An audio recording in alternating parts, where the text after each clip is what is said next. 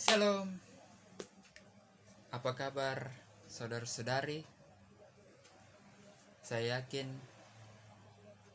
Tuhan tetap memelihara dan memberi kesehatan buat saudara-saudari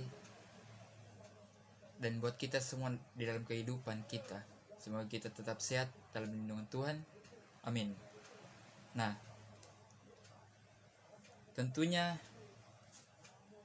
kembali lagi di channel saya yang masih berhubungan dengan mata kuliah administrasi gereja baru, yaitu membahas artikel saya yang telah saya buat dan saya akan menjelaskannya. Nah, artikel saya ini pada kali ini yaitu artikel 3, yaitu memahami pentingnya organisasi gereja. Nah, langsung saja kita masuk dalam pendahuluan. Yang pertama adalah latar belakang. Secara garis besar, organisasi dapat diartikan sebagai wadah atau perkumpulan orang-orang yang memiliki tujuan atau kepentingan yang sama, serta memiliki struktur yang tersusun.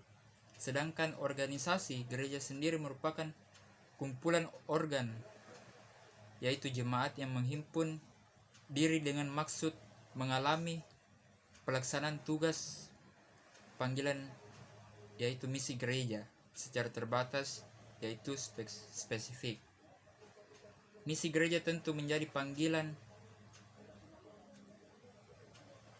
bagi kita sebagai umat sekerja dengan Allah. Allah memanggil kita untuk hadir di dunia sebagai agen misi.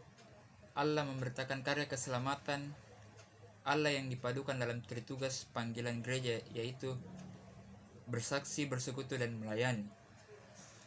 Ketiga tugas panggilan tersebut tidak bisa untuk dipisahkan satu dengan yang lain, apalagi jika berjalan tidak seimbang. Ketika dituntut untuk bersaksi memberitakan akan Injil Kristus, bukan cuma lewat kata-kata kita, melainkan tindakan kita yang mencerminkan apa yang kita sampaikan. Yang kedua, ada metode. Dalam penulisan artikel saya ini, saya menggunakan metode penelitian deskriptif. Mengapa? Karena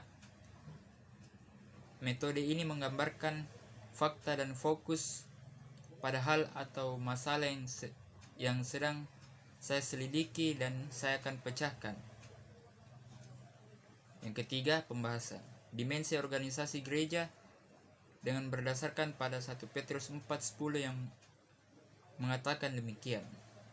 Layanilah seorang akan yang lain sesuai dengan kasih karunia yang telah diperolehkan tiap-tiap orang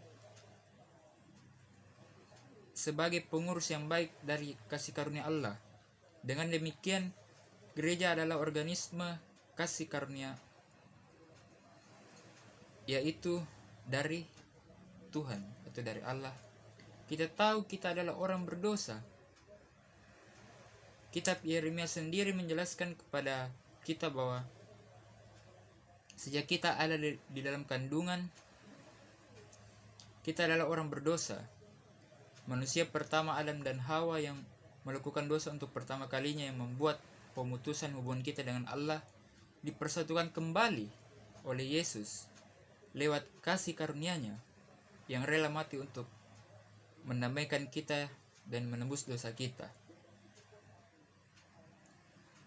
Maka kita hidup sampai sekarang bukan karena kekuatan kita, melainkan kasih karunia Allah yang diberikan kepada kita sebagai gereja-gereja Allah untuk mencapai misi keselamatan yang dari Allah. Dalam organisasi gereja sendiri terdapat beberapa patologi, antara lain yang pertama, bias pengangkatan jabatan gereja yang tidak berdasarkan kompetensi karunia. Yang kedua, bias otoritas posisi versus otoritas fungsi. Yang ketiga, bias budaya organisasi. Dan yang keempat, bias kesadaran sebagai organisasi sosial spiritual, yaitu core business. Budaya organisasi gereja adalah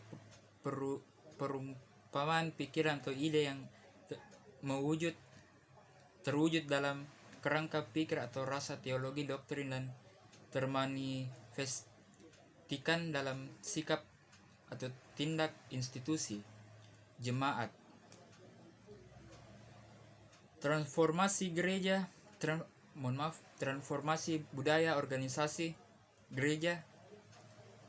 Setiap institusi memiliki budayanya masing-masing. Konstruksi budaya tanding organisasi gereja meliputi ruang lingkup tafsir, pemodelan dalam ruang interaksi, kepublikan gereja, dan konstruksi budaya organisasi. Kemudian perangkat budaya gereja meliputi nilai norma perilaku atau asumsi kebudayaan iklim budaya. Gereja meliputi persepsi umat dan persepsi presbiter. Kemudian ada struktur otoritas posisi dan fungsi kepejabatan kepelayanan. Budaya organisasi di masing-masing institusi memiliki budayanya tersendiri, dan pada kenyataan sekarang kita harus mentransformasi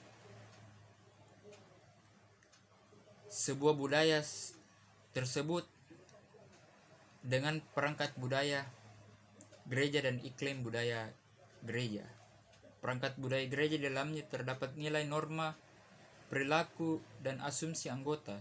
Sedangkan iklim budaya gereja merupakan persepsi umat, yaitu persepsi presbiter dengan dasar pada 1 Korintus 12 ayat 28 yang di dalamnya Allah telah menetapkan pertama sebagai rasul, kedua sebagai nabi, ketiga sebagai pengajar.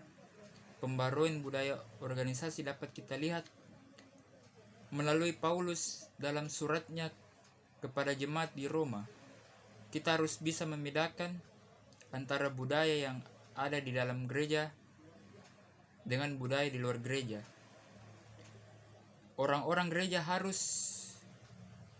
mempunyai sikap yang santun, lemah lembut, menjauhi perdebatan, dan berusaha untuk mencari damai sejahtera dan shalom.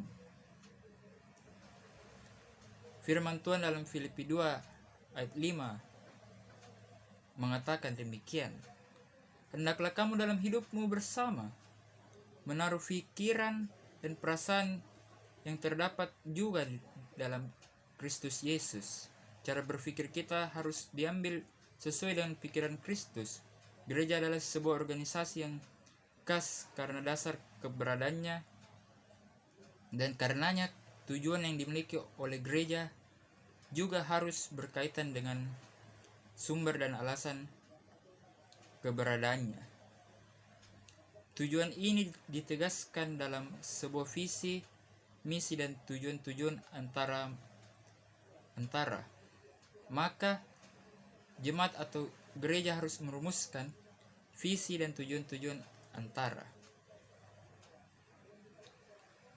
Visi, misi, dan tujuan antaranya akan mempengaruhi bagaimana sebuah jemaat melaksanakan tugas dan perutusannya.